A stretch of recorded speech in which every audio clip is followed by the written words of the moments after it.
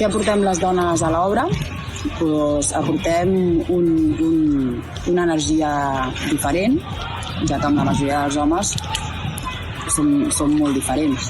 Per tant, penso que aportem un toc molt interessant a l'hora de crear equips i treballar en conjunt. I llavors ja cada persona aportarà alguna cosa diferent. Llavors, en el meu cas, soc autònoma i en funció de les feines que anem a realitzar creem equips de gent que col·laborem amb companys i en funció de si és una façana, si és un bany, és una casa sencera, és una cosa petita, una restauració, doncs creem equips. Hola! Doncs bé, per mi el paper fundamental que té la dona en l'obra és inherent al ser humà i és la capacitat d'estar pel que se'ns dona, el que la vida ens presenta, poder-ho gaudir plenament.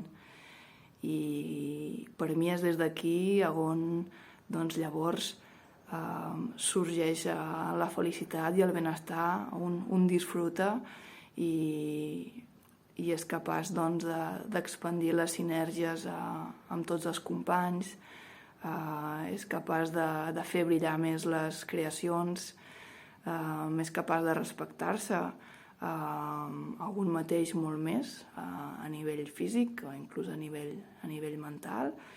I per mi aquesta seria la base a recordar i la base on la que llavors té sentit ser dona, per exemple, i treballar en l'obra, per exemple. The ship explodes and everybody still wants to fly.